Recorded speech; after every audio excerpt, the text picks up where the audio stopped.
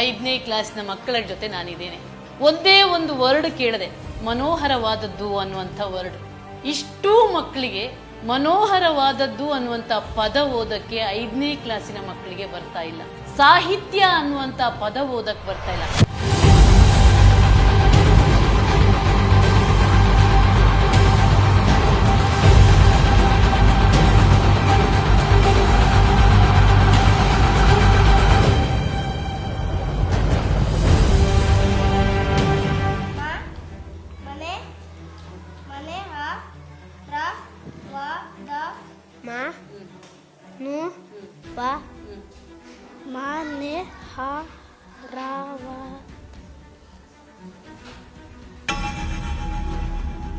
Text ಬುಕ್ಕಿನ ಮೊದಲ ನೋಡಿ, ಈ ಒಂದು ಪಾಠದ್ದು ಮೊದಲ ಪದ ಕನ್ನಡ ಸಾಹಿತ್ಯ ಅನ್ನುವಂಥ ಸಾಹಿತ್ಯ ಓದ್ಲಿಕ್ಕಾಗ್ಲಿಲ್ಲ.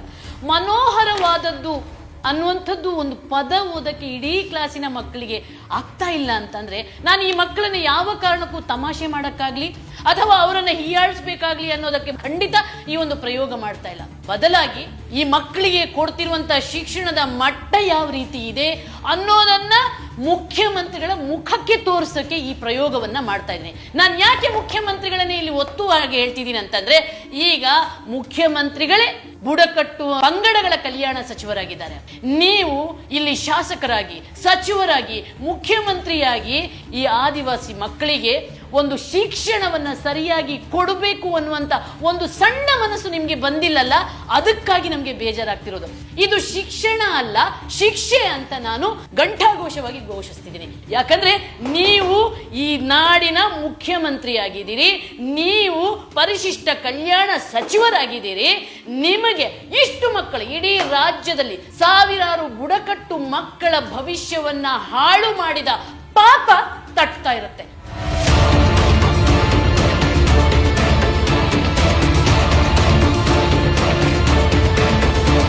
ಈ ಆಶ್ರಮ ಶಾಲೆಗಳು ಬಂದು ಸುಮಾರು 1952ರಿಂದ ಪ್ರಾರಂಭ ಆಗಿರ್ತಕ್ಕಂಥದ್ದು. ಅದರಲ್ಲೂ ವಿಶೇಷವಾಗಿ ನಮ್ಮ ಬುಡಕಟ್ಟು ಮಕ್ಕಳಿಗೇನೆ ಶಿಕ್ಷಣ ಅನ್ನೋದನ್ನ ಇಟ್ಕೊಂಡು ಈ ಒಂದು ಕಲ್ಪನೆನ ಪರಿಶಿಷ್ಟ ವರ್ಗಗಳ ಕಲ್ಯಾಣ ಇಲಾಖೆ ಇದನ್ನ ನಿಯೋಜನೆ ಮಾಡ್ಕೊಂಡು ಕಾರ್ಯಕ್ರಮವನ್ನು ರೂಪಿಸಿದೆ. ಅದು ಇಲ್ಲಿವರೆಗೆ 7ನೇ ತರಗತಿ ಡ್ರಾಪ್ಔಟ್ ಆಗ್ತಾ ಇದ್ರೆ, ಈಗ 8ನೇ ತರಗತಿ ಡ್ರಾಪ್ಔಟ್ ಆಗುವ ಸನ್ನಿವೇಶವನ್ನ ನಮ್ಮ ಇಲಾಖೆ ತಂದಿಟ್ಟಿದೆ. ಮತ್ತೆ ಏನು ಇವತ್ತು ತಲೆಮಾರಿನಿಂದ ದುಡ್ಕ ಬಂದಂತ ನಮ್ಮ ಜನ ಇವತ್ತು 2ನೇ ತಲೆಮಾರಿಗೆ ನಮ್ಮ ಮಕ್ಕಳನ್ನ ಕೂಲಿ ವ್ಯವಸ್ಥೆಗೆ ತಳ್ಳುವಂತ ಒಂದು ನಿಟ್ಟನ್ನ ಇಲಾಖೆ ತಂದು ಬಿಟ್ಟಿದೆ. ಶಿಕ್ಷಣದ ಬಗ್ಗೆ ಒಂದೂ ಕೂಡ ನಮ್ಮ ಇಲಾಖೆ, ಈ ಸರ್ಕಾರಗಳು ಗಮನನೇ ತಗೊಳ್ಳದೇನೆ ಹೆಸರು ಬದಲಾಯಿಸೋದ್ರಲ್ಲಿ ಮಾತ್ರ ಬಹಳ ನಿಸ್ಸೀಮ ಕೆಲಸವನ್ನ ಮಾಡಿದೆ. ಒಂದ್ಸತಿ ಬಿಜೆಪಿ ಸರ್ಕಾರ ಬಂದಾಗ ಮಹರ್ಷಿ ವಾಲ್ಮೀಕಿ ಆಶ್ರಮ ಶಾಲೆ ಅಂತ ಹೇಳಿ ರೂಪವನ್ನ ಕೊಡ್ತದೆ. ಮತ್ ಪುನಃ ಇವತ್ತು ನಮ್ಮ ಕಾಂಗ್ರೆಸ್ ಸರ್ಕಾರ ಬಂದಿದೆ, ಮಹರ್ಷಿ ವಾಲ್ಮೀಕಿ ಬುಡಕಟ್ಟು ಆಶ್ರಮ ಶಾಲೆ ಅಂತ. ಬರೀ ಹೆಸರುಗಳಲ್ಲಿ ನಮ್ಮನ್ನ ಅಳತೆ ಮಾಡ್ತಾ ಇದಾರೆ ಹೊರತು ಆ ಮಕ್ಕಳಿಗೆ ಗುಣಮಟ್ಟ ಶಿಕ್ಷಣ ಸಿಗ್ಬೇಕು ಅಂತ ಹೇಳಿ ಎಲ್ಲೂ ಕೂಡ ಆಗ್ತಾ ಇಲ್ಲ.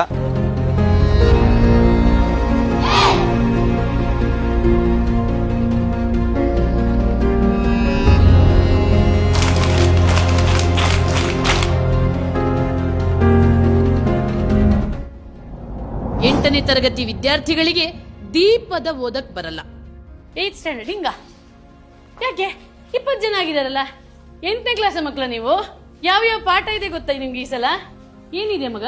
ಫಸ್ಟ್ ಇದು ಓದ್ತಾ ಇದು ಯಾಕೆ ಗೊತ್ತಿಲ್ಲ? ಏನಿಲ್ವರ? ಅದೇನದು ಅಯ್ಯನ್ ಅಂದ್ರೆ ಏನು? ಇದು ಮಗ THE ಅಂದ್ರೆ ಏನು? ದಿ ಅಲ್ವಾ ತಂದೆ? ದಿ ನೋಡಿ, ಹೊಸದಾಗಿ 8ನೇ ತರಗತಿಯನ್ನ ಆಶ್ರಮ ಶಾಲೆಯಲ್ಲಿ ನಮ್ಮ ರಾಜ್ಯದ ಕರ್ನಾಟಕ ಸರ್ಕಾರ ಇಂಟ್ರೊಡ್ಯೂಸ್ ಮಾಡಿದೆ. ಈ ಶಾಲೆಯಲ್ಲಿ 16 ಮಕ್ಕಳು 8ನೇ ಕ್ಲಾಸ್ ಸೇರಿದಾರಂತೆ. 3 ಜನ ನಾವು ಇವತ್ತು ಬಂದಾಗಿದ್ದಾರೆ.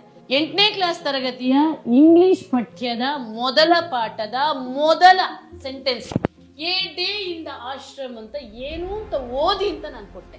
ಆದ್ರೆ ದುರಂತ ನೋಡಿ, ಈ ಮಗುವಿಗೆ ಇನ್ನು ಗೊತ್ತಾಗ್ತಿಲ್ಲ, ದಿ ಗೊತ್ತಾಗ್ತಿಲ್ಲ, ಆಶ್ರಮ ಅಂದ್ರೆ ಏನು ಅಂತ ಓದಕ್ಕೆ ಗೊತ್ತಾಗ್ತಿಲ್ಲ ಅಂತಂದ್ರೆ ಈ ಮಕ್ಕಳ ಕಲಿಕೆಯ ಮಟ್ಟ ಇವ್ರದಲ್ಲ. ಇವರಿಗೆ ನಾನು ಇವತ್ತು ಒಂದು ದಿನ ಕೂತ್ರು ಕೂಡ ಓದಿಸ್ಬೋದು, ಇವರಿಗೆ ಸಾಮರ್ಥ್ಯ ಇದೆ. ಆದರೆ ಶಿಕ್ಷಣ ವ್ಯವಸ್ಥೆಯ ದುಸ್ಥಿತಿಯನ್ನು ನೀವು ಒಮ್ಮೆ ಅರ್ಥ ಮಾಡ್ಕೊಳ್ಳಿ. ಮುಖ್ಯಮಂತ್ರಿಗಳೇ, ಒಂದು ಇಷ್ಟು ಅರ್ಥ ಮಾಡ್ಕೊಳ್ಳಿ ದಯವಿಟ್ಟು. ನೀವು ಸಾವಿರಾರು ಮಕ್ಕಳ ಭವಿಷ್ಯವನ್ನ ಕಗ್ಗೊಲೆ ಮಾಡುವಂತ ಪಾಪವನ್ನ ಕಟ್ಟಿಕೊಂಡು ನಿಮ್ಮ CMನ ಅವಧಿಯನ್ನ ಮುಗಿಸ್ಬೇಡಿ.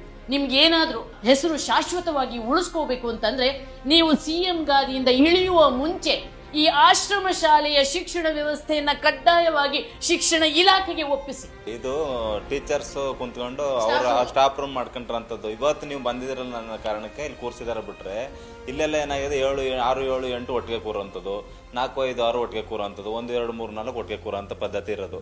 ಇಲ್ಲಿ ಶಿಕ್ಷಣ ಅಂದ್ರೆ ಏನಂತಾನೆ ಗೊತ್ತಿಲ್ಲದೆ ಇರೋ ವ್ಯವಸ್ಥೆ ಇರೋದು. ಈ ಪರಿಶಿಷ್ಟ ವರ್ಗಗಳ ಕಲ್ಯಾಣ ಇಲಾಖೆ ಅವ್ರಿಗೆ ಶಿಕ್ಷಣದ ಬಗ್ಗೆ ಅರಿವಿಲ್ಲ ಮೇಡಮ್. ಅವ್ರಿಗೆ ಶಿಕ್ಷಣ ಕೊಡ್ಬೇಕನ್ನೋದು ಯಾವುದೇ ಕಾರಣಕ್ಕೂ ಅವ್ರಿಗೆ ಗೊತ್ತಿಲ್ಲ, ಅವ್ರಿಗೆ ಅದ್ರ ಅರ್ಹತೆನೂ ಇಲ್ಲ ಬಿಡಿ.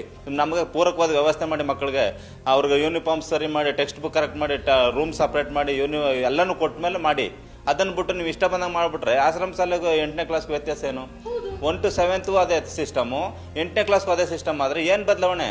ಇಲ್ಲಿ ಆಯಾಗಳು ಬೇಕಾಗಿದೆ, ಕೇರ್ ಟೇಕರ್ಗಳು ಬೇಕಾಗಿದೆ, ಜೊತೆಗೆ ಅಟೆಂಡರ್ಗಳು ಬೇಕಾಗಿದೆ, ಕಂಪ್ಯೂಟರ್ ಓದೋ ಶಿಕ್ಷಕರು ಬೇಕಾಗಿದೆ, ಬೇರೆ ಬೇರೆ ಫಿಸಿಕಲ್ ಎಜುಕೇಶನ್ ಶಿಕ್ಷಕರು ಬೇಕಾಗಿದೆ, ಬೇರೆ ಬೇರೆ ಶಿಕ್ಷಕರು ಬೇಕಾಗಿದೆ. ಈಗ ಇರುವಂತ 200, 300 ಏನು ಸ್ಟಾಫ್ಗಳಿದ್ದಾರೆ, ಅವರ ಭವಿಷ್ಯ ಹಾಳಾಗುತ್ತೆ ಅಂತ ಇಲ್ಲಿ ಸಾವಿರಾರು ಮಕ್ಕಳ ಭವಿಷ್ಯವನ್ನ ನೀವು ಕಗ್ಗೊಲೆ ಮಾಡ್ತಿದ್ದೀರಂದ್ರೆ ಅದು ಮಹಾಪರಾಧ ಆಗುತ್ತೆ. ಒಂದು ವೇಳೆ ಈ ಬಾರಿ ಆದ್ರೂ ಕೂಡ ಆಶ್ರಮ ಶಾಲೆಯನ್ನ ಶಿಕ್ಷಣ ಇಲಾಖೆಗೆ ಕೊಡ್ಲಿಲ್ಲ ಅಂತಂದ್ರೆ ಈ ಮಕ್ಕಳನ್ನೆಲ್ಲ ಕರ್ಕೊಂಡು ಬಂದು ವಿಧಾನಸೌಧದ ಮುಂದೆ ಪ್ರತಿಭಟನೆ ಮಾಡಬೇಕಾಗತ್ತೆ ಅಂತ ಜರ್ನಲಿಸ್ಟ್ ಆಗಿ ನಾನ್ ನಿಮ್ಗೆ ಹೇಳ್ತಾ ಇದ್ದೀನಿ. ಯಾಕಂದ್ರೆ ಇದು ಮಕ್ಕಳ ಭವಿಷ್ಯದ ಪ್ರಶ್ನೆ, ಈ ಒಂದು ಇಡೀ ಜನಾಂಗದ ಉಳಿವಿನ ಪ್ರಶ್ನೆ ಆಗತ್ತೆ. ಹಾಗಾಗಿ ಹೋರಾಟದ ಬಿಸಿ ತಟ್ಟೋ ಮುಂಚೆ ಈ ವ್ಯವಸ್ಥೆಯನ್ನ ಸರಿಪಡಿಸಿ ಅಂತ ಅತ್ಯಂತ ಕಳಕಳಿಯಿಂದ, ಅತ್ಯಂತ ವಿನಮ್ರವಾಗಿ ನಿಮ್ಗೆ ಮನವಿ ಮಾಡ್ತಾ ಇದ್ದೀವಿ. ಅಧಿಕಾರಿಗಳ ಮುಖಕ್ಕೆ ಇದರ ಸತ್ಯದರ್ಶನವನ್ನ ಇಡ್ತಾ ಇದ್ದೀನಿ.